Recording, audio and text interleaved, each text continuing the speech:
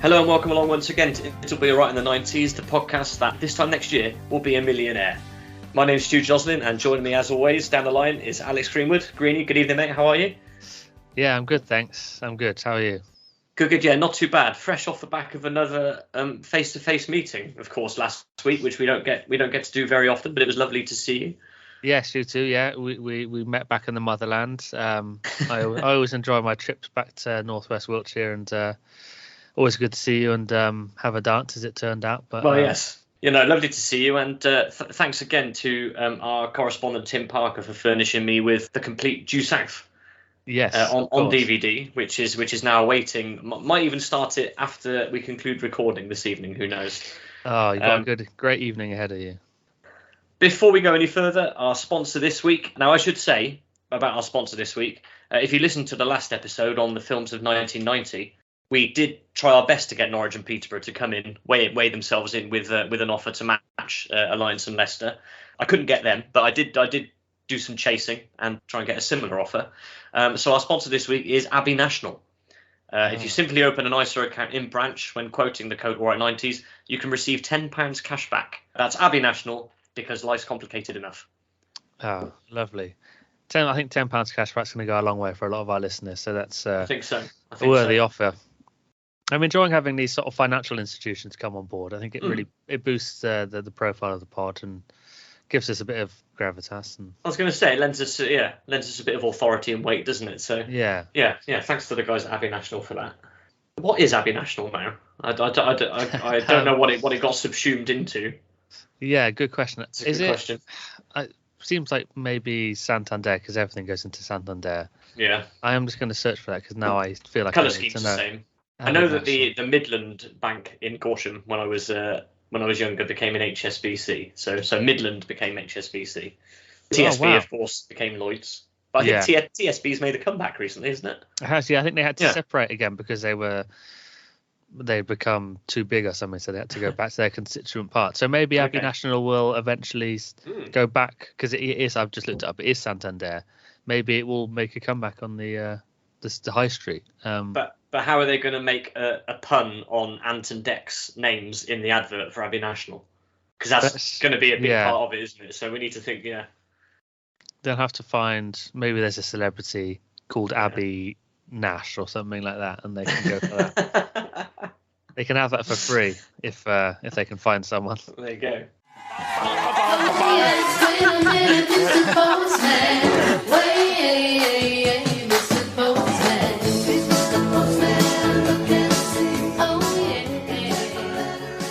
Right, correspondence. Yes, have we got any? We do have some. All the correspondence I have is in relation to the question of what the most 90s or who the most 90s actor was, because this was something we did in our What's the Most 90s feature a few episodes back. Of course, we went for the Culkin Candy dream team. I chose Culkin, you chose John Candy. Mm-hmm. And we did I asked it, I put it out on the Instagram as well, and I think on the Twitter. We had some good feedback. So DJ Ducksick said Jim Carrey and Robin Williams had some absolute bangers in the 90s. Tom Hardy in 1999 said John Candy all the way. Tom Hardy got in touch with us. Well, Tom Hardy 1999, so it could be. Yeah, he didn't have a blue tick, but all right, well, yeah, you never know. Okay, well, hi Tom, if you're listening. Yeah.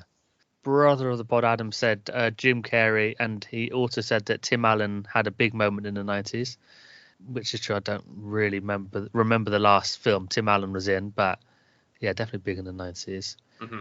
And McRufus said it's between Tom Hanks, Keanu Reeves, and Leonardo DiCaprio. I'm on board with all of them, although Keanu Reeves has now gone big with John Wick. Leo's never really gone away, and Tom Hanks has never really gone away. So I think you could definitely make a case for them being at their peak in the 90s, but they've endured. Yeah, they really have endured. Yeah. They've endured in a way that Tim Allen really has not endured. But I don't want to keep. After the Santa Claus, was he even in the Santa Claus 2? I don't know. I don't know. Maybe didn't make it that far.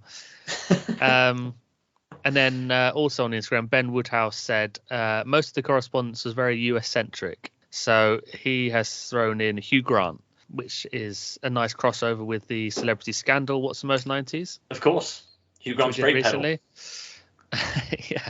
So so Hugh Grant is sort of right in the middle of the Venn diagram for 90s actors and 90s celebrity scandals. So he's a front runner in the world of 90s culture at the moment.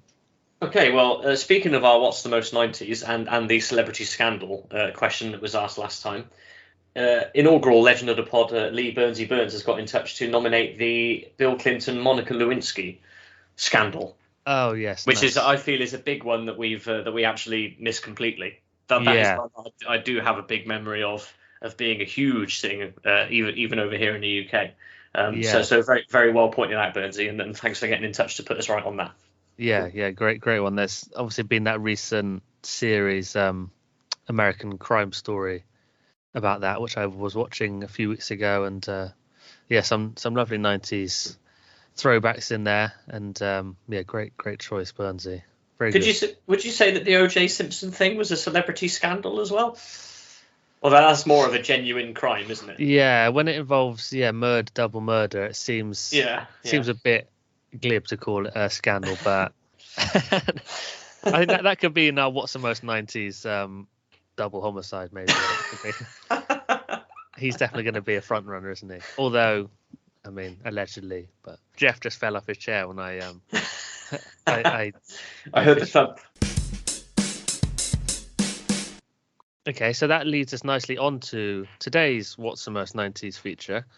And I came up with it this week, and I'm asking you, Stu, what the most 90s high street shop is. Well, as you know, and as I've mentioned on the pod many times, my thinking process for this is very much to go with the first thing that comes into my mind. It's normally the right choice. And I feel like this is somewhat on the nose, but I had to go for it. It's Woolworths. Oh, it has to be Woolworths for me. Every Saturday morning, driving up to Chippenham from Corsham for Saturday morning shopping with my parents. If I was lucky enough to get a bit of pocket money, it was usually spent in Woolworths because everything was there. That was my big time of buying CD singles and cassette singles. I got my first Game Boy from there, the big yellow brick one, which I mentioned in one of the video games episodes. And every week I'd be in there. I also remember going through a phase, I still got them somewhere, of buying those little Corinthian footballer figurines. Do you know the ones I mean? Did they have big heads? Or big heads and small bodies, yeah. But they would just have like a random selection there every week, and they never had any Aston Villa players. But I just used to buy like whatever was there. And there's still a big bag of them in my old bedroom. I think a few of them might be worth a couple of quid now. You never know. The last thing I can remember buying in the Woolworths in Chippenham was the Red Hot Chili Peppers Live at Slane Castle concert DVD, which places that at 2003. Yes. So Chippenham Woolworths is still going strong then. Obviously, sadly no longer with us. It's now half Poundland and half Sports Direct. They split it into two, and it's two shops now. Yeah. But yeah, just for all those fun childhood times and all the toys and fun things I managed to get in there with my little bit of pocket money every week, it has to be Woolworths, I think. Yeah, excellent. I think, I have lots of memories of being in Woolworths in Chippenham, the one in Bath. There was one in Lancaster where I went to uni. I remember going in there, which would also date it to 2003. I don't know when exactly we lost Woolworths, but I think it was maybe, I don't know, not that long after that. But I would say in the noughties, I guess. Well, hang on a minute, because I just said my last memory is the Chili Peppers DVD, but I'm sure I bought a load of stationery in there before I joined sixth form, which would have been 2005. Okay. So it was still going in 2005 because I had like those plastic document pockets, and they had Woolworths printed on them down the spine. Mm-hmm. I remember that very clearly. So yeah, definitely mid noughties. Yeah. It probably gone before the time I left sixth form, I would think, actually. Yeah, I think Woolworths might have the highest proportion of high street stores that have two or more exits or entrances. Woolworths always had a side entrance, didn't they? Maybe it was like just something about them. Well, there was the two entrances on the high street front, and then there was the Emery Gate entrance when you went up, and it was like halfway up the shopping centre. Yeah, there was the entrance there, which is now the Sports Direct. Yeah, well, gone and not forgotten, Woolworths. A little bit unlike my choice, really.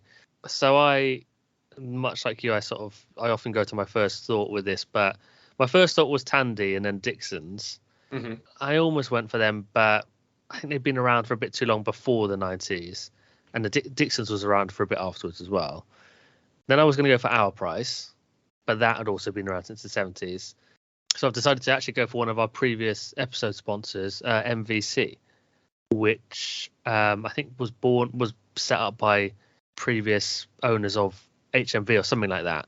But I chose it because it was really based around the 90s. It was set up in 89 and then died in 2006. Mm-hmm. So really centered on the decade. And I just think, I remember going in there. It was never as good as HMV. The prices weren't as good. The selection wasn't quite as good.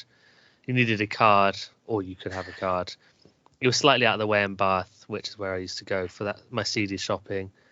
But I just think it sort of represents the death or the start of the decline of physical music, because it didn't last that long after the 90s. And it just seemed almost a bit dated at the time. But so we're blaming MVC for the death of the CD. Is that where we're coming from here? Yeah, certainly didn't help. Yeah, the MPC card. But I don't want to do them down, considering they have sponsored an episode of the pod. But well, exactly. It's far be it from us to bite the hand that feeds us. Yeah, but it was a moment in time. I remember buying a Snoop Dogg CD in there, or at least looking through the Snoop Dogg CDs in there, right at the point when I was getting into hip hop. So that's my lasting memory of MVC. Well, it's Woolworths and MVC into the ledger then, is it? Yeah, I think so. If we can bring Jeff round, that is, of course. Yeah.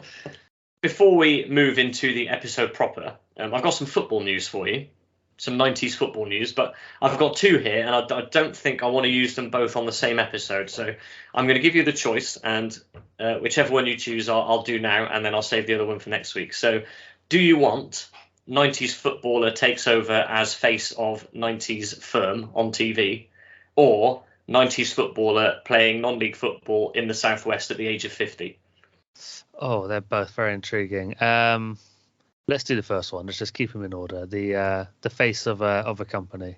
Okay. Well, I mean, I can't believe it's taken us weeks to get round to mentioning this, because I messaged you about this in a frenzy when it was happening on my TV. But David Seaman, Euro '96 hero, England goalkeeper, has become the new face of Safe Style Windows on the TV.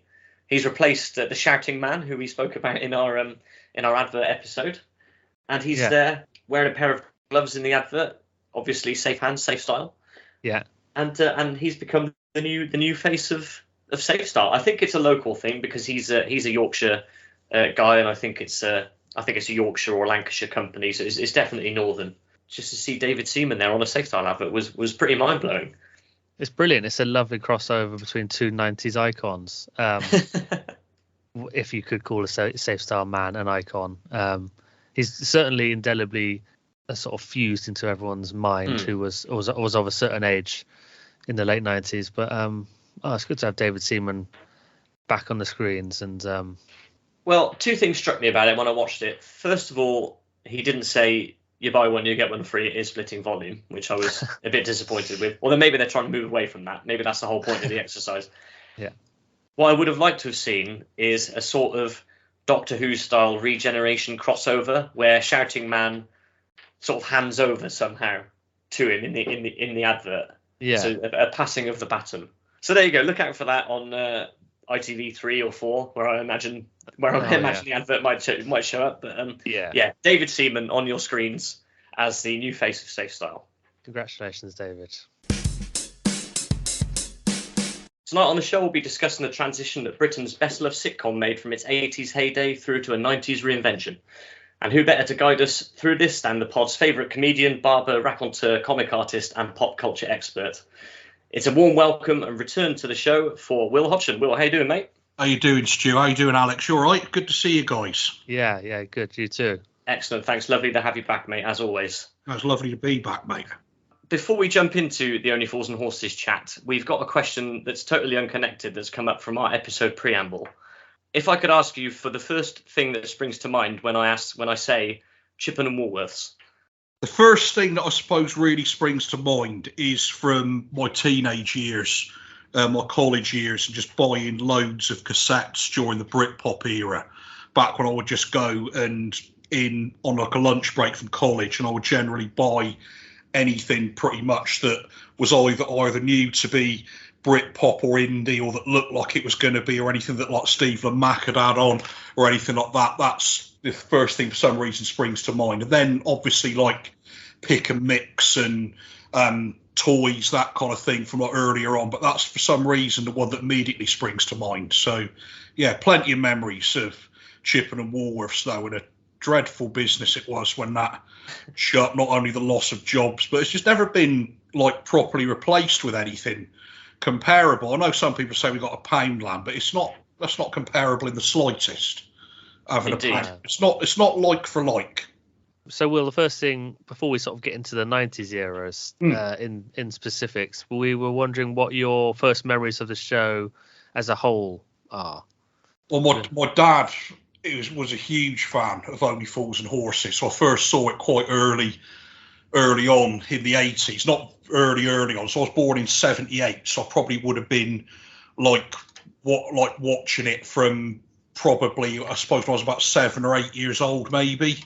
So it was like firmly in the Uncle Albert era. I was too young for the Grandad days.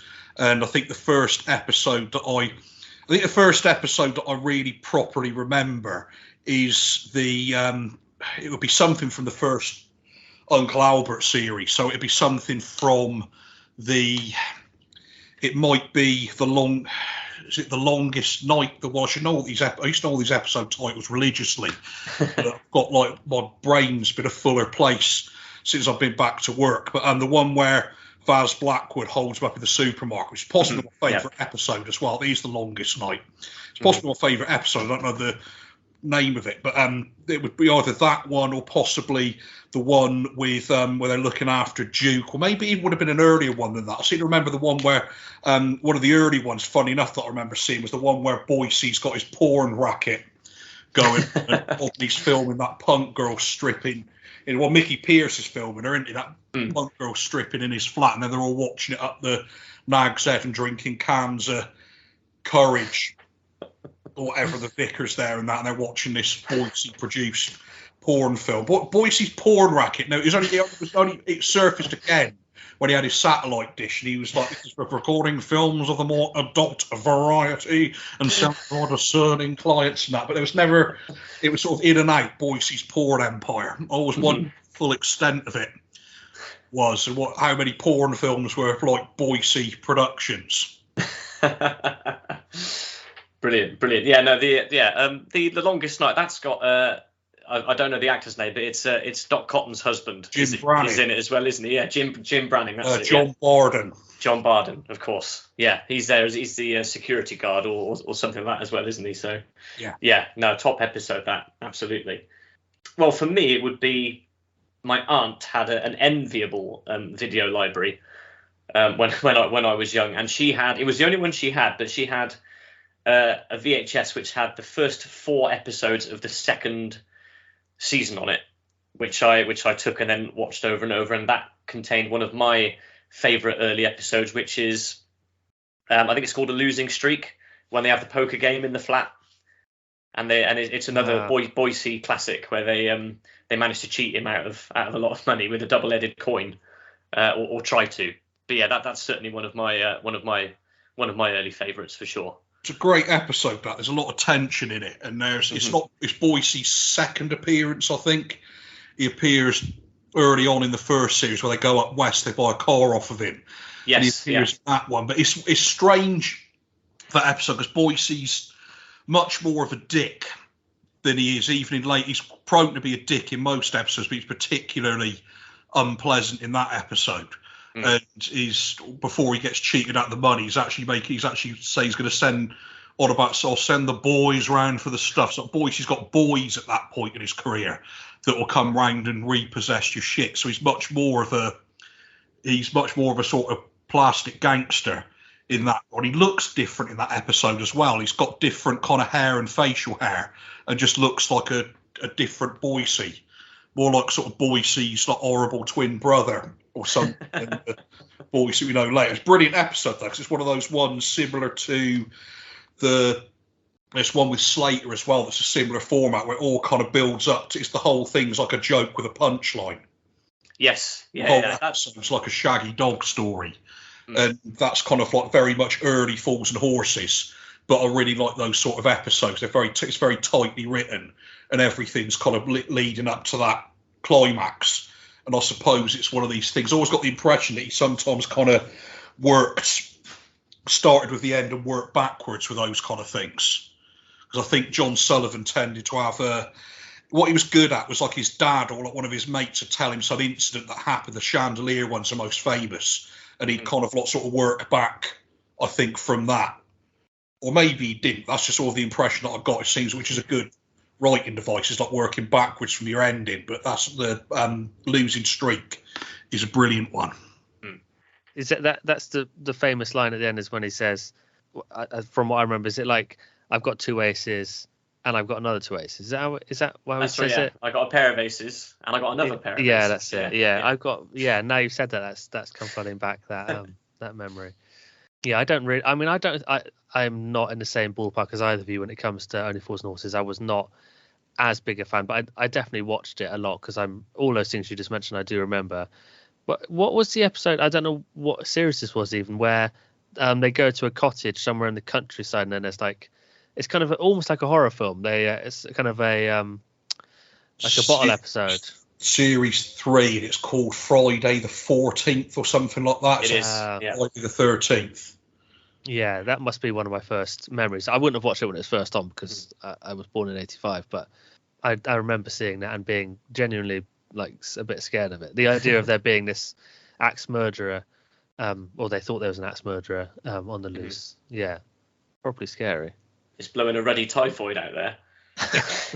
It's typhoon. That's a good idea, Rodney. Put the kettle on, make us a nice cup of tea. I think that's one of the most underrated lines of the whole series, if you ask me. But the thing with that episode that gets me is there's 2 bits. They're both Rodney bits. They're quite sort of minor ones. They might just be me that thinks it's funny. But when he's looking out the window and there's the lightning flash and you see the guy stood outside the door. Yeah, it's because you know what his face is going to look like most likely when he turns around. He turns around quite slowly, but you know what he's going to look like. The other one, this might just be me, is him playing Monopoly with him, and it's just his stupid bloody game thing when he tips the board over, and that Rodney losing his shit is always very funny, I think. Obviously, we're going to talk mainly about the 90s era of the program. So it moves into 91 with a special at Christmas 1990 and then a full series at the beginning of 91, and then it's just specials from there on in up until Christmas 1996. But in terms of the final series, the way that I see it is that it moved then to becoming more of a hybrid between a sitcom and a soap, where it's moved away from straight ahead comedy and there's more focus on the relationships between Del and Raquel, Rodney and Cassandra. There's more character development there, and it takes on a greater depth, focusing on emotional aspects of their lives as well. Well, it was a sort of gradual change. The first lot of 50-minute episodes was among the finest stuff that they did. We're talking about it's The Miracle of Peckham might be the first one I ever saw. So that's episode 33 of 1986. So I would have been about 7 or 8 then, and that's where there's the leaking roof that looks like it's the Virgin Mary crying, and a rare moment of a rare amount of doubt. See, it's one of these things. John Sullivan was really good at his bits of pathos. He started laying it on thick as it went on, and by the end of it, he was doing too much of it, possibly. But he was very good at it. But he had nice little bits early on, and there's that one at the end of that where the vicar is sort of about to lose his shit with Del, but then he realises that he says, like, you telling me that you did this and that and you conned like the world's newspapers and the media just to save this this shitty old people's home or whatever it is. And he's like, yeah, and he's like, bless you, my son. And it's like Del doing it from, obviously he's got plans on starting his own church in America or something on the side, but it's him using his scamming for like a good cause. In that case. That's quite a nice episode anyway. So moving Right, so Rodney Come Home is, well, see, this is just after what I was thinking of, the 50-minute episodes were series 689. So I was thinking of Danger UXB, which is the inflatable women one, the explode, possibly the most, when you think about it, a mainstream sitcom classic that's to do with inflatable women. It's another one where Rodney does the thing that he does quite a fair bit in earlier episodes, and even then, is that he goes with the dolls. He goes, these are for lots of seedy men who read seedy magazines. Buy these. He goes, I don't believe it. He goes, look at this. He pulls a pornographic magazine out of his back pocket. Now, not only is he, as he's done in previous episodes, carrying a porn mag around in the street with him, but he's going on a date with Cassandra. And he's taking a copy of Razzle with him on his date. You wonder what the bloody hell he's got in mind. But yeah, it's a sex doll related wholesome family classic. So that was the series I was thinking of, the EUXD Chain Gang, which is where possibly at the end, maybe with Del and all of that lot castrating a bloke at the end of it, they appear to be about to cut his genitalia off with bolt cutters in retribution for scabbing him over some gold chains. Well, they might just be trying to scare him, but they also might be committing an atrocity. That's certainly the inference at the end in the back of the ambulance, isn't it? Yeah, that's certainly the inference. Yeah, who says anything about cutting the chain? Oh, lovely jubbly. Then the Groovy Gang after that. Mm-hmm. And then you've got Sickness and Well. So this is like the cusp of the 80s. So this was possibly the best series. But then you've got the Jolly Boys out in 89 as well. We're just on the cusp here, because all these things I was going to use as ammunition to defend 90s Fools and Horses. I thought for a second, like, this will be a piece of piss. Inflatable women, Groovy Gang, and all of that. No, the first one, Rodney Come Home. This was the first one that I remember thinking it was so tonally different to the previous Christmas special in particular, which was the Jolly Boys outing in 89, which is a stone cold classic Fools and Horses episode, a stone cold TV classic, and one of the best bits of television ever. A brilliant piece of British English culture that is absolutely like ingrained in the national psyche. That's what everyone calls, if you suggest on any kind of like large gathering of people related to a pub, it gets called a Jolly Boys outing. Then you got Rodney Come Home. So I think what happened here was John Sullivan had been exploring this stuff with Just Good Friends, which was that thing with what's his face, Paul Dance Nicholas? with Captain Paul Nichols. Yeah. That's the one.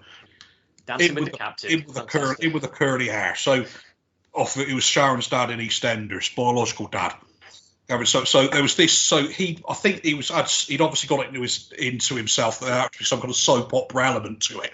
So Rodney Come Home is the meltdown of Rodney's marriage to Cassandra, which is exactly what you want at your Christmas dinner.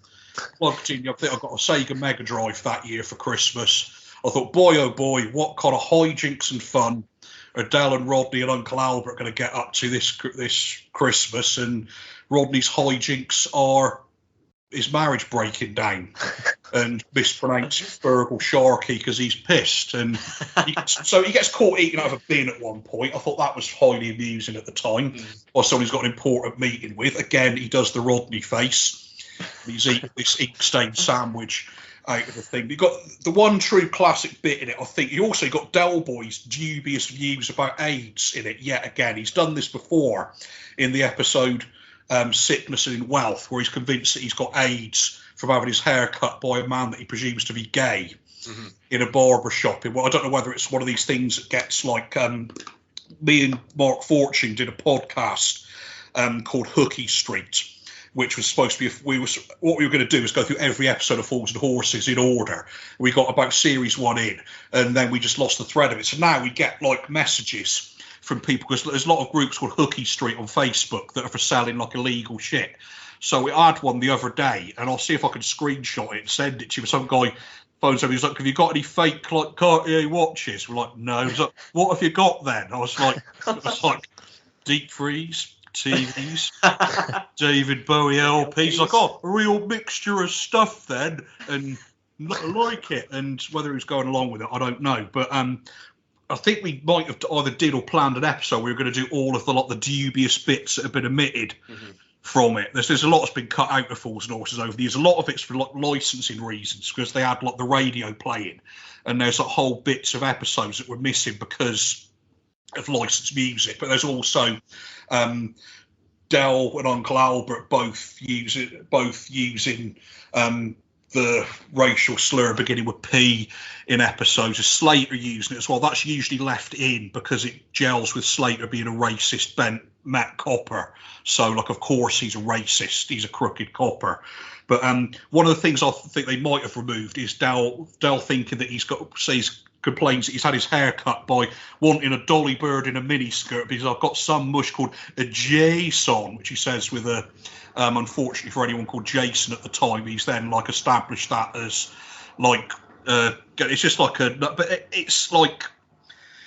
it's supposed to be Del being paranoid about that he's got AIDS because he's shagged half of Peckham in his life and been engaged to him and stuff, but it's still a bit of a weird watch now. And then there's a bit where he has Rodney Come Home, he has an argument with Raquel about how he thinks that women are spreading AIDS, and he references that. There used to be a public information film at the time that he references where the bloke goes into a bar and a woman flirts with him, then he's in bed with a woman, and then it morphs and he's on his deathbed with a load of doctors and stuff, and it's so he never put a condom on, and he's died of AIDS, so be warned. It's a really weird, jarring bit of the episode.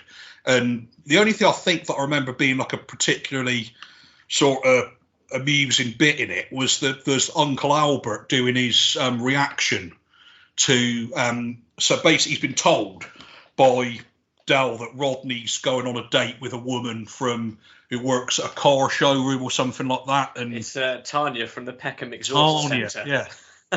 Del does all that bow wow and all of that, and acts like a total misogynist arsehole, and then gets Raquel quite understandably gets on his case about it, or is it just he's either doing it to put Rodney off, or he's just acting like he's always acted, but now there's women in the house to call him out on it. But he tells Uncle Albert to look shocked when he hears about this, which results in Uncle Albert doing a reaction, which Buster Merrifield does fucking perfectly. Not yet.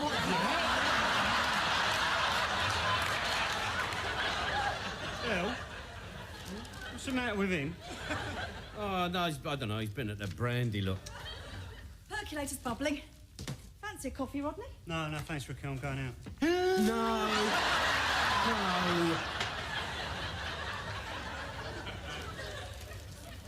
Oh, here we go, Rodney. Anywhere nice? Going to pictures. Oh, that's it, Rodney, that's it. Your marriage is going down a swanee, and you bugger off to the flicks. Very good. Why don't you just butt out, Del? All right. Just as you like, bruv. Just as you like. Going on your own? No. Going with someone.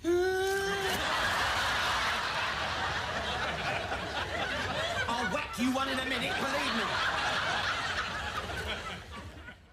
He does it at the wrong time, and that's a genuinely brilliant moment. But other than that, I thought it ends bleakly as well. It ends with a Joan Armatrading song playing over the credits. They've got not even having the Hooky Street theme tune either.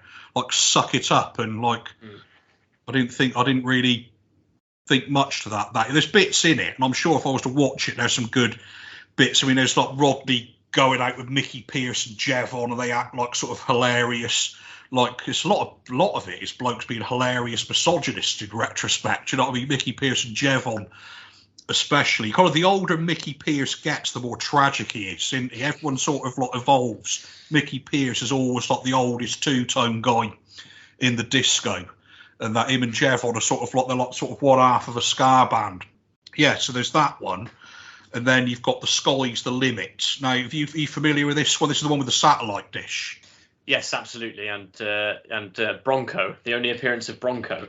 Marlene's brother, who's a painter decorator. He's Bronco because I'm not a cowboy, boy. He's not a cowboy. I've got spur marks up my grandfather clock, which is a beautiful line. Boycie could rescue an episode, I think. Mm-hmm.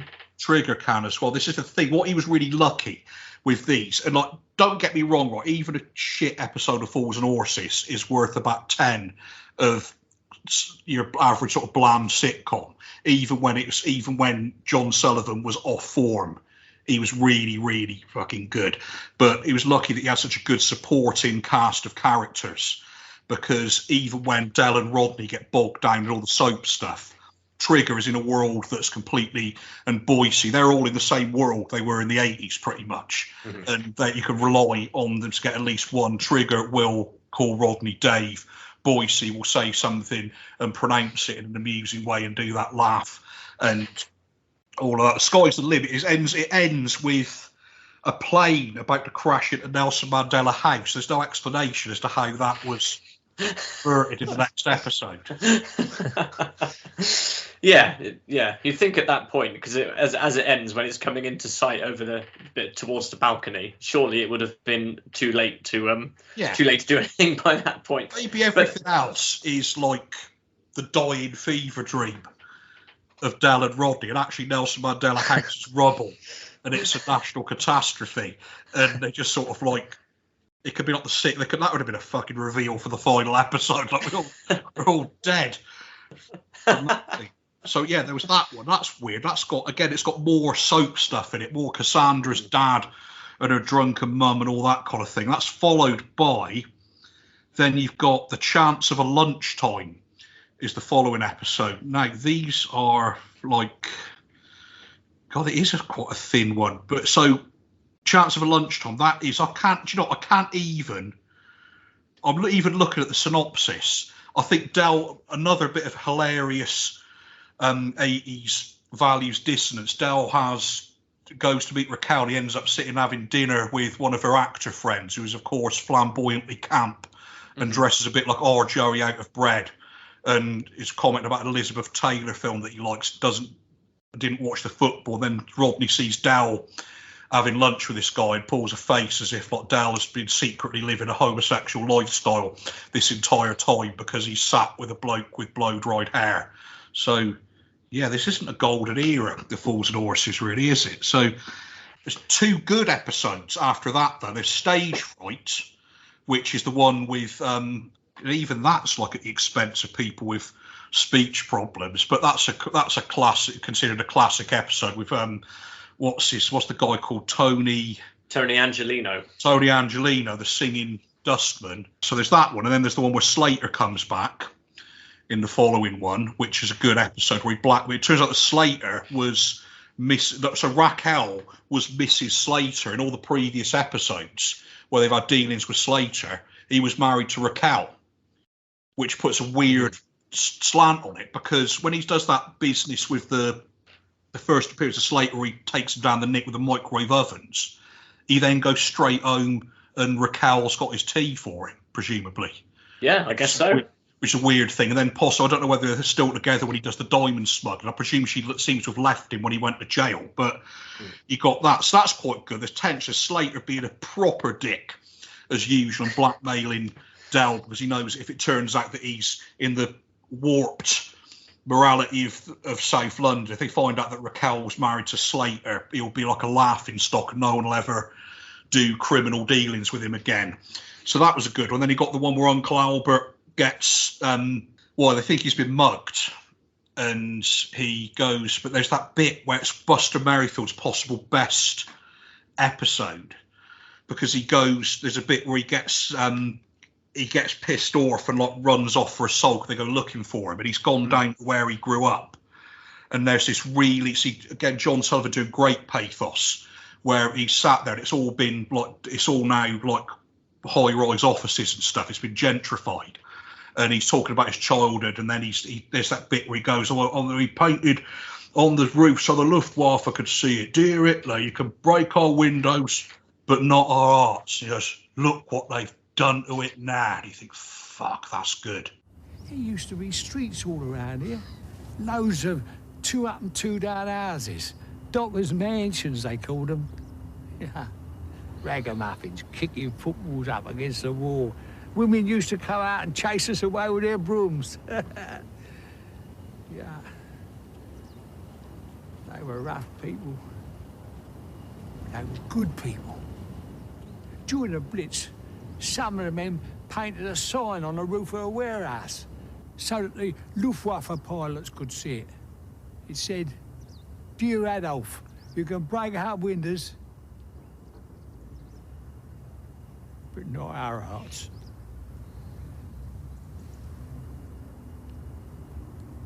Look at what they done to it now. That's like his equivalent of Grandad's World War One speech. Just like the whole thing of like him going, "This was South London, like pre-war, and like look at these other yuppies have wrecked it," and that. So that's great. And then after that, you've got the birth of Damien. That was a classic at the time as well, and the wig with Rodney with a ponytail wig. And all of that. So it got better. It picked it up. Yeah. But it's a slow start of the series. I think The Chance of a Lunchtime must be one of the very few ones that I can't remember anything at all that happens in it other than that one bit.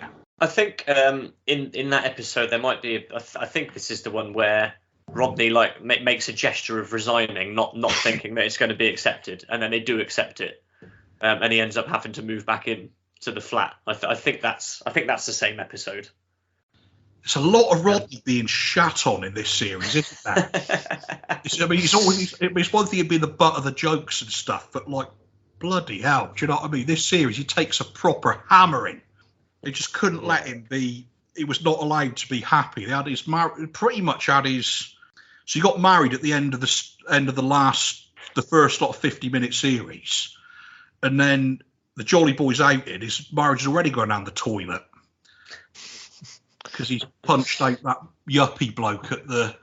Quite tragic, really. Do you know what I mean? There was such like bittersweetness to that episode. Like Del was on his own, but Rodney was happy, and it was all kind of like. I mean, they're sort of together. They sort of sort it out by the end of the series, but like, bloody hell, at this point, Del must have been like internally like in a very bad mental state seeing all this pan out. You can see why he sticks his nose in so much. He got the shit kicked out of him by the Driscoll brothers to get him that flat and never said anything about it. And that it's quite just thinking about it. It's quite the whole thing's quite melancholy now, and I feel actually sort of sorry for Del as I do for Rodney. Well, and Cassandra, but fuck me, she could see what the sort of shit that was going on when she started dating him. A lot of girls were there. She's like, "I'm dating this. What's this bloke like you're dating?" He gets into loads of amusing situations in attempts to get money, and there's like laughter emanating from somewhere. Like, somewhere I sort of thought it was people laughing at us in the thing, but no, it even happens when I'm like round his house on our own. Like, fuck knows what's going on here. We're at the end of that's the end of the 91 series where Damien makes his first appearance, and then there are a couple of specials after that. So there's Mother Nature's Son, where Del Boy becomes a mineral water baron. That's quite underrated, that one. It was better than Miami Twice, which was a tremendous disappointment, I thought. That's the two-parter, isn't it? Where they obviously they go to Miami in the second part. Yeah, expensive disappointment as well. There could have been so much in.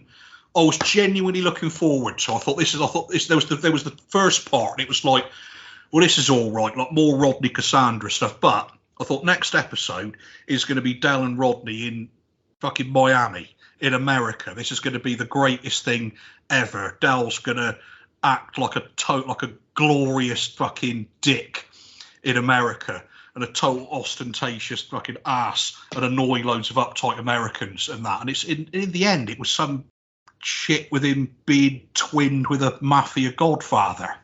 Yeah, it was David Jason playing two parts in that episode. Yeah. Yeah, he's playing the mafia don, and that they sort of spot an opportunity to stage the death of the don by killing Del Boy instead. And then obviously they can then sneak him out, and they faked his death. But as you say, it's not. It's probably not the best special of the 90s, unfortunately. As you say, the mineral water one is very, very good. And then the last one before, if I've got this right, the final trilogy, which we'll come on to very shortly, is called Fatal Extraction. Oh, that was the first. This was the first that I thought they were disappointing and disappointing. This was the first one that I thought, I never thought I would think this, that I sat down at Christmas and watched it, and I thought, this is shit. At the time, I'd been watching it again, like these things bear repeat viewing because there's always bits you've missed. But the thing is, when the bar gets set really high, you know that it can be reached again. This is why I keep buying Rancid albums, because of Out Come the Wolves. It was brilliant, and I think one day they'll pull one like that out of their ass again, but possibly not. But this is the thing. So there was this, and this was Del nearly has an affair with a dentist, and Denzel, is this one where Denzel's pulling hair out of his porridge? I think so, yes. And it's Del thinks that he's getting, it's one with him singing on the estate. I'm trying to think of like a redeeming feature of it. Is it the one where Trigger says that describes Gandhi? He goes like, Gandhi did one great film and you never saw him again. Is that the idea that Trigger went to see Gandhi and enjoyed it as well is quite an odd thing. Great, in fact. Trigger really enjoyed Gandhi and rates it and has thought about it ever. Is this? Where's the one where Trigger takes offence because someone's taking a piss out of Daphne getting killed in Neighbours? Oh, blimey, I don't know. I'm sorry. Because she had a 2-year-old baby. I don't think that's very funny. I got sorry, John. I've made my point. Classic. I think that might have been Miami Twice. I think that was when they're talking to Boycie. He's talking about they can't believe what you've seen on the telly. It's like, oh, you probably goes, yeah, you probably cried when Daphne got killed in Neighbours, and Trigger ain't having that. Disrespect. Brilliant. Yeah, Fatal Extraction was like, this is like, maybe the 90s was the, I thought this would be an easy thing to defend it, but blimey, there's some, like, this is not like, I'm trying to think what this, the big debate is always where it should have ended. We should get to that though, because that's a debate for later where it should have ended. But so yeah, Fatal Extraction. So that was in 1993. Yes, and then nothing then until the final trilogy, Alex. Yeah, so given that there's that gap of 3 years, Will, do you think with the final trilogy of 96, do you think they did the right thing bringing it back, or do you think maybe based on Fatal Extraction that they should have just left it there? They couldn't have possibly left Fatal Extraction as the final episode ever of Only Fools and Horses. That would have been ridiculous. It was the worst episode, I think by a long chalk, although we're about to see that theory tested, I think, as things go on. So this was 3 Christmas specials. The first one, so they're kind of back. It's almost as if they thought, do you know what, we got to pull the stops out here, because I think they really did think this was going to be it with this 3. So the first one's got the Batman thing. So already he got in there like one of the enduring bits of Fools and Horses, kind of law. He's got something. What he's not had for is anything up there that's like a proper iconic moment. There's loads of like brilliant little bits and underrated bits, but he'd not had a chandelier or a bar fall or something like that. And he finally got it with the Batman and Robin thing. He's finally got a bit. Everyone was on about that the day after. It's still like in the sort of top TV moments of all time. He knows how to, whether you think that's as good a moment as Del falling through the bar or whether it's played to death or whatever, what you can't deny, John Sullivan knows what people, what like a majority of people think is funny or endearing. He had a good sense of that. John Sullivan knew how to grab people, and even when it was a bit kind of like the Batman thing's a lot broader than some of the other things, it's like it shows his kind of touch there. So that was a great episode, Heroes and Villains. That was one of the better ones of the 90s. It's one of his iconic moments. Then you got Modern Men is the second one. This is the pathos again. Yes, yeah. I was gonna mention this if it didn't come up, but this has possibly one of my favourite moments of the whole series in it, this episode. Well, this is which moment is that? So it's when we find out that Cassandra's miscarried about halfway through. Rodney can't process it and he won't talk about it, and Del Boy ends up stopping the lift, getting the lift to stop with them both in it and trapping them in and getting him talking about it. And that swing from, and they're in the lift and they're reading the graffiti, first of all, in the lift. Rodney Trotter, what? The lying bastards, all this sort of thing. And then Del Boy eventually gets him talking, and then when Rodney gets it all out, and then he realises that Del stopped the lift deliberately just to get his brother to open up about it. I just think that's a brilliant sort of 10-minute bit. Is Cassandra hurting? Of course she is. How do you know? You haven't talked to her about it. No, and you know why? It's because like, it's almost if I don't talk about it, then it might not be true. But it is. I know, but if I don't say it... If you don't say what? We lost our baby. But you did. And you have said it. Yeah, I said it. Well, the pathos in it always comes from one. What's good is the pathos in Fools and Horses is usually it's the same thing reused, but reused really well. And the whole thing of it is that although Del does nothing but take the piss out of Rodney, he's incredibly protective of him. He loves him very much, and he's really taken seriously. You never really know what his mum's deathbed spiel was, because he changes it every time, and we never saw the end of Rock and Chips. But it's blatantly something along the lines of, like, you must look after Rodney for me, Del. He's going to be on his own. He's raised Rodney from a child. There's a bit in that's an 80s bit, admittedly, where he's talking to Marlene about at Rodney's wedding, about all of the relationships that he's had, that he got engaged and was going to get married, but this was all under the condition that he'd shove Rodney into the care system, which, like, fuck knows what that would have been like at that time in that part of the world. It's just like an unthinkable thing to him. So he's given up all of his, for all the piss taken of the amount of time he's been engaged, it's because he was put Rodney before his own happiness. That's another example of that with the lift thing, is that Del is, as has been established with a lot of different episodes, is like an incredibly sensitive character, but he's had to bottle everything up because he had to become a functioning adult when he was about 15 or 16. When their dad walked out with him, he had to raise his little brother. He had to look after his granddad, who wouldn't have been able to look after himself either. And he's put himself in a position that a lot of people would have run away from. And he's just kind of toughed it out. So this is the thing. With what makes Del such a endearing character is that he is a dick. He's hilariously a dick a lot of the time, but there's a heart of gold in amongst all of that dickery.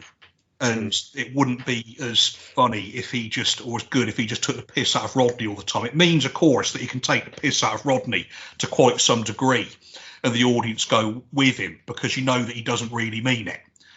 I mean, Rodney pisses him off, presumably, and there's probably times when he thinks that he could have had a different life if it wasn't for Rodney. Yeah, that's another good episode, is Modern Men. So he's kind of like, the thought at the time now is that he's back on form, that he's already it's been the best 2 episodes for a very long time at this point, possibly the best 2 for 6 years. Mm-hmm. And then you've got the finale, or so it was supposed to be. Yes, time on our hands. I think this ended perfectly, and I particularly thought this because I'm a bit of a Fools and Horses nerd. I can tell you a bit that people might or might not have noticed in this. So there's the watch. This is what is known to, it's called Time on Our Hands, or the one with the watch, as it's commonly known. So going right back to Fools and Horses episode 1, Big Brother, Rodney is writing some receipts for some things that they've just bought.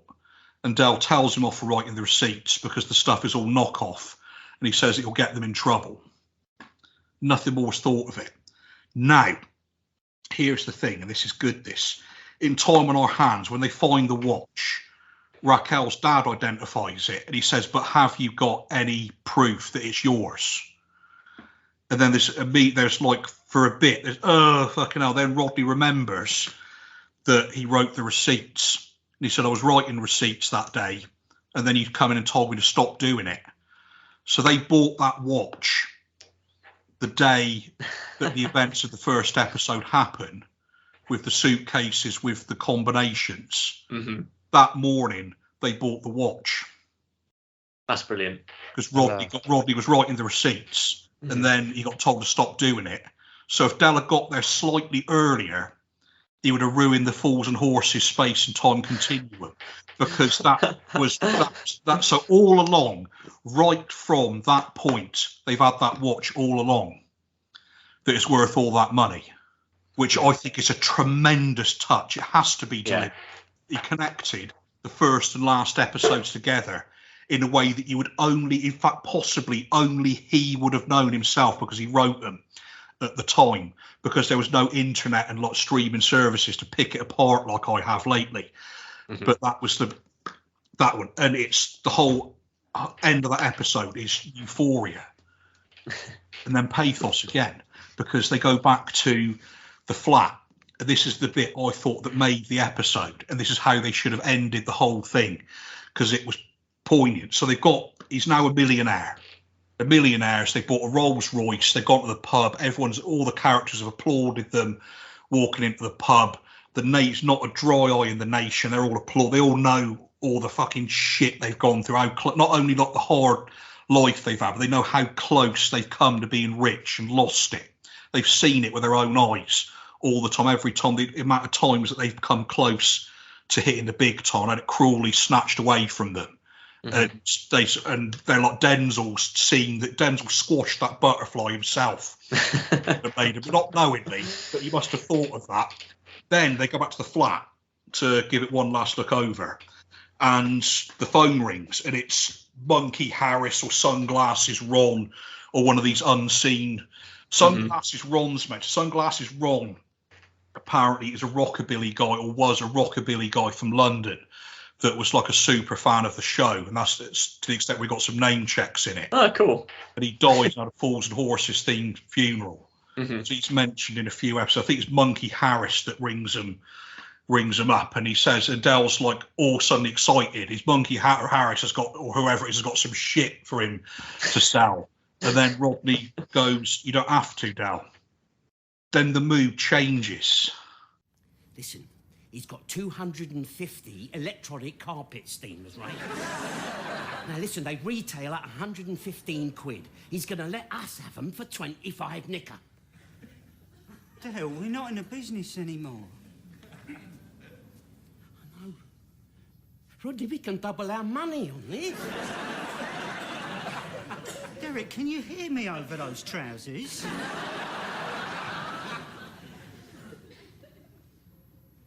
Not in the business anymore, mate.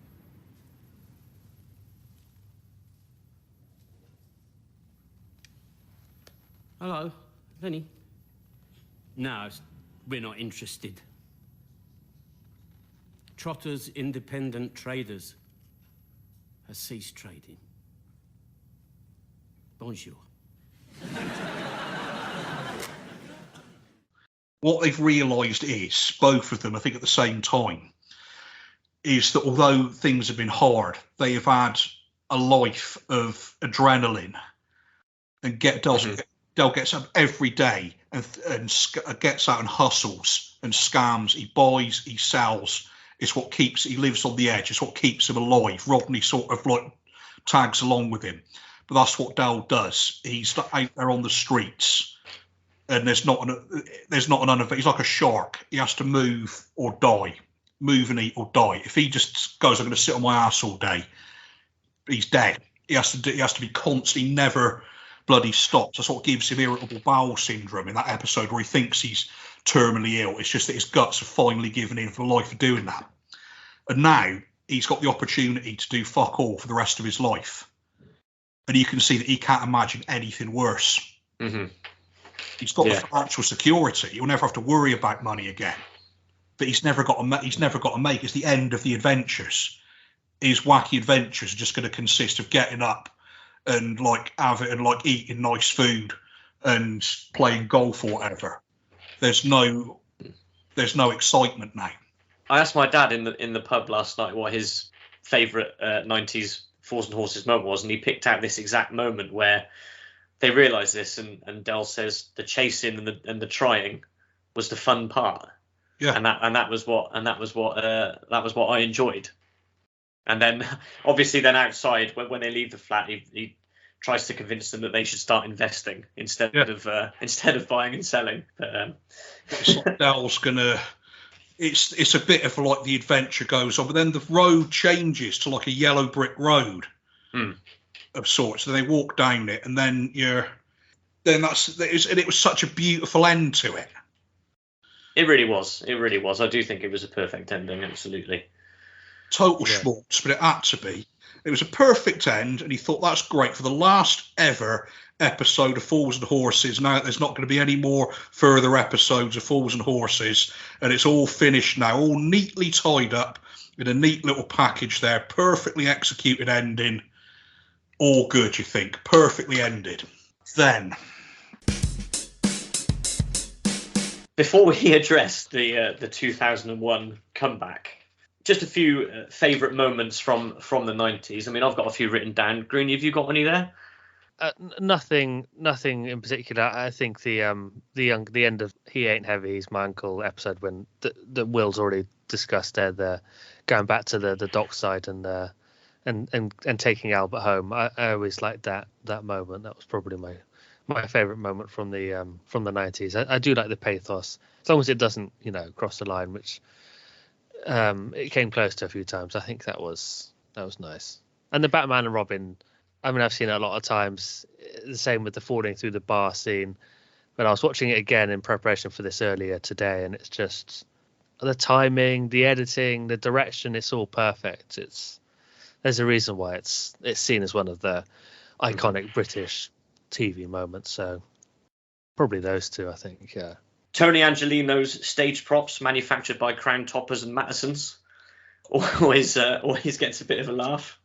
And also, one of the great obscure characters, Will, I don't know if you remember her, but one of Del's old girlfriends, Trudy, makes an appearance at one point. Do you know of whom I speak?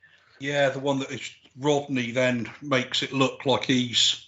Yeah. Is that her only appearance, or did she appear in the 80s at some point? I'm not sure. I think it's the only one, but every time now we're out somewhere and we hear somebody getting a bit overexcited. It's in the background somewhere. It's always a Trudy moment. I think what makes the Crown Toppers Mattesons one is the fact that he points to his dick with his cigar when he says he points to all the various things. A Crown Topper is the cigar point. It's just there's something about a short man pointing at someone's dick with a cigar in anger.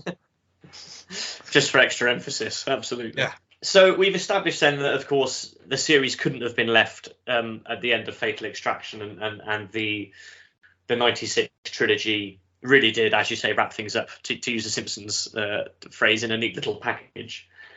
Then we come briefly, of course, because we're a 90s podcast, but we will briefly address the 2001 to 2003 trilogy. Of course, they fall out of the remit, don't they? They do, yes, they do. But I think it's I think it's only right that we sort of briefly go over them, because I think that we'll all be of the same conclusion anyway. Should it have come back at that point? Bloody shouldn't have done. No, there were some good moments in it, which I'll get to, but no, they shouldn't have done that. It shouldn't have been. The BBC must have waved money at him to bring it back, and they shouldn't have brought it back. If he had to bring it back, he definitely shouldn't have brought it back like that. That first episode of that trilogy, that might be a contender. That's almost up there with Fatal Extraction, I think. You got them losing the money after all of that euphoria. It's then they've lost it again. It's yet another thing of them of life shitting on Del and Rodney. You think, well, that's fucking cheerful, isn't it? Then Uncle Albert dies, and like obviously you figured he would die at some point, but you just like would just off screen would be nice. Do you know what I mean? So there's that. There's Trigger gets a good, again, Trigger is like almost wheeled in as if they're going, fuck's sake, Trigger, say something funny. And he does the thing about he's listening to whatever bit of classical it is, the karaoke version. He thinks that there's no lyrics. Not a classic Trigger, but someone had to do something. Mm-hmm. But yeah, then that's it. It should be Who Wants to Be a Millionaire, and it's this gold rush thing with Jonathan Ross. So if they couldn't reach, ITV were up for doing it. Tarrant was up for doing it. Celador were up for doing it. ITV were like, yeah, fuck it, why not? Fools and Horses. The BBC were like, no, they shouldn't have done it. Really? Okay. I don't think they should have done it, because if they'd have had Tarrant and Who Wants to Be a Millionaire, then you could have had a moment there, because it's Del Boy and Who Wants to Be a Millionaire. It's Del Boy on some non-existent bollocks. And no, it's just like half a other, because the punchline is the phone a friend, oh, piss off, Mickey, you're getting on my bleeding tits, or whatever, which is brilliant. But it had to be Tarrant, not Jonathan Ross. There is no gold rush. This is like, there's got Rodney and his uniform fetish again, which had been laid dormant for a bit. Mm-hmm. That's brought back, and you got him dressed as Gladiator. It's moderately amusing, but even so, I was shaking my head at various intervals of this. I think again you see worse in other programs. That is, I've seen stuff that is lauded as like good, that this shit's all over. Again, it's just because the bar has been set so high that it's so disappointing when it's like, because it wasn't a hit or miss series, Fools and Horses. It was consistently brilliant for years, and Johnson has clearly lost his way with this now, and it's just, there's no shame in it. He's exhausted the thing. I think at the time he was talking about doing rock, and he was talking about doing a book that would have been like the prequel thing. That would have been great. I would have said, if anyone said, what do you want for Christmas, I would have said that. Definitely. I would have got my dad it for Christmas, and this would have been like it solved a double Christmas problem. But we had this, and there was the second one, was a hilarious thing where they get what's his face, who was in EastEnders, who's could only say the word Gary in English in the back of a van, and he's then taken, but they think he's an illegal asylum seeker because he's not what he's in the back of the van. It turns out they've accidentally kidnapped a guy from like a rich Middle Eastern family doing a booze cruise or something. I think they go to a village that Uncle Albert's everyone's father, which is worrying because it means they're all inbred. If he's the father of all of them, there's been serious inbreeding, so that's not funny in the slightest. And then it is funny, but it's when you think about it, it's like fucking hell, that's bleak. But people have like genetic, like webbed feet or whatever, and so the whole thing. So then you've got. I think at the end of it, they're about to be arrested for kidnap, and then bugger all's happened in the next episode. And then the next one, it's got some bits of it that I think are brilliant, and some bits that I think are ill-conceived in the extreme. And this is the whole Freddy the Frog business. It's been alluded to from episode 1 that Rodney and Del might not be biologically full brothers. They've got the same mother, but there's always that bit of doubt that Rodney has got the same father as Del. They confirm this because you see Freddy the Frog, and he is Nicholas Lyndhurst with a moustache, literally. Now, when they were looking for the frog's legs, Del couldn't remember who Freddy the Frog was, but now he remembers Freddy the Frog from when he was a kid, as he should do if you take Rock and Chips as canon. So they're dicking about with the canon of it here in the extreme. And then you've got you got that Rodney, so that's a big revelation. Rodney and Cassandra have a baby, successfully this time, and you're all very happy for this. Just as I'm thinking, this is like, as totally shattered. There's a really nice bit at the end where Rodney has had their mother's grave, which is this massive like mausoleum thing. It's made out of fiberglass or whatever, and he's had it redone, and he's added the name of their child, and they've named it Joan after Rodney's mother. Then Rodney says, this is the bit I think's really nice. Rodney says, "Am I like him now, Freddy the Frog?" He says, "Other than in looks." And Dal says something along the lines, he goes, "Freddy the Frog," he said, "he was a thief, he was a womanizer, he was like betrayed his friends, he was dishonest, he fucked everyone over and all of that. So no, Rodney, you're nothing like him whatsoever." And it's like the nicest thing he's ever said to Rodney in the entire series, even if it's more like a dig at Freddy the Frog. Quite a venomous one, which again shows you that he clearly did remember it. Maybe he just kind of suppressed this because he didn't want Rodney to think too hard about it. Why didn't Dal, when he had the £1 million, why didn't he get someone to go and get the frog's treasure out of where it was? He knows where it is. It's out to sea. That's a good point, yeah. Freddy the Frog put it there using like 1960s Frogman equipment. He'd be able to find something to go. That might have been a better comeback. Would be doing. So they could have done, far be it for me to say what they should have written for Fools and Horses, but they could have had an amusing episode of Dal doing everyone's tits in Monte Carlo or something like that, and generally going to loads of haunts of the wealthy and pissing everyone off, and then going on some quest to find another quest to find the frog's legacy that involved then getting into some underwater contraption and going down there to find it. I would have settled for that, it being brought back for that, but then keeping then something happening to the frog's treasure, yes, but then keeping their money. They do end up with hasn't Albert saved them by like bequeathing them about 200 grand or something like that? I think that's how they get out of it in the end, isn't it? They had a 3 million a piece, 3 million a piece there. 3 million each. That's quite nice as well. They got us the 6 million. They got 3 million. There's no like question of Dal keeping it all, even though it's his watch that he's paid for. It automatically goes without saying that half of it's Rodney's. The first thing Rodney does is goes and buys that Rolls Royce for him off of Boycie to thank him for like 40 plus years of saving his ass and stuff. It was a really good last episode. I don't know what they could have worked that. If you'd have thought of that. But I didn't want the Freddy. The thing is, it was nice that he said that to Rodney, but I didn't want all this Freddy the Frog shit to re-emerge either. It's obvious that Rodney's got a different biological father, but it's just better left unknown, I think. So yeah, given everything we've just discussed there, Will, well, we know it's Britain's favourite sitcom, but do you think it's the best sitcom of all time? Yeah, even though big chunks of it were mediocre at best. Yeah, I'll tell you why. Because I think it's good for people.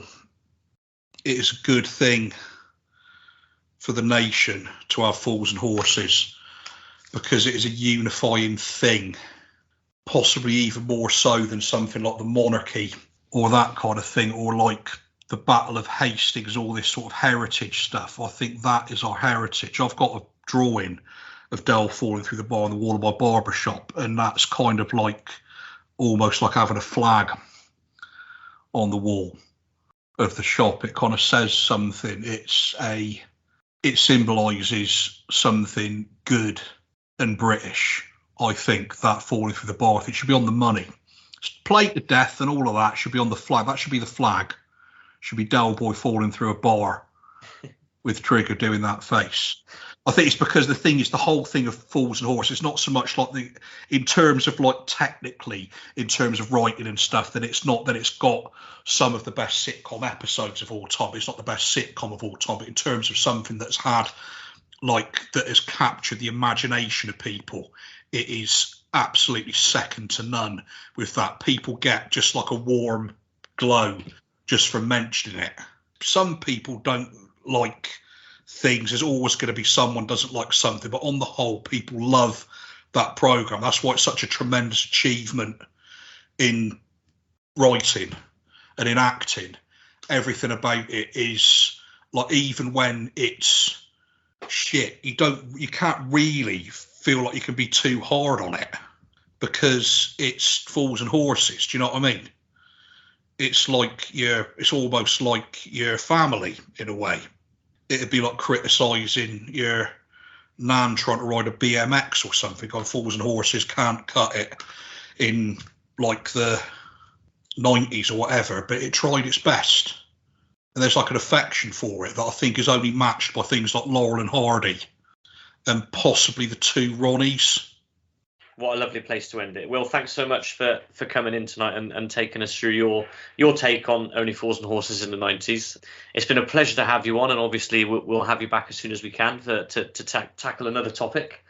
Just before we go, what are you up to at the moment? Where can we see you next? And I understand there's another Boardie special coming out. There's two. It's a year anniversary of Boardie Comics. It's been 1 year of Chippenham's greatest pencil crayon porn empire. I've got two great zines out at the minute. So people go on at Boardie_comics on Instagram, and it is very much not safe for work, a lot of it.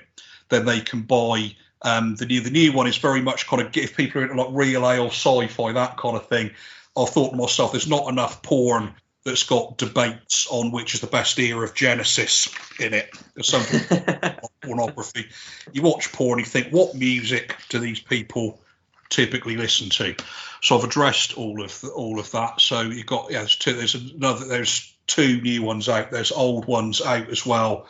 There's like they're going to be new to most people because it's a very niche thing. So people go out Boardie Comics. It's basically, I don't know what porn's turned into. I started drawing my own porn as a reaction to it, and it's what I call nice core porn, because it is smut, but it's wholesome smut with all of the bad negativity out of it, which is what people want in these times, because at times, let's face it, a shithouse, and hard times require nice porn. Have you been approached by the Voice Video Leisure Division yet? That'd be the dream there. That'd be the dream. Good old Boycie. My Sarah, my wife, got me the greatest wedding present ever, which was a video from Boycie. Congratulate us on our wedding, and pronouncing Torquay in a music, Torquay, and that was marvellous. He's apparently,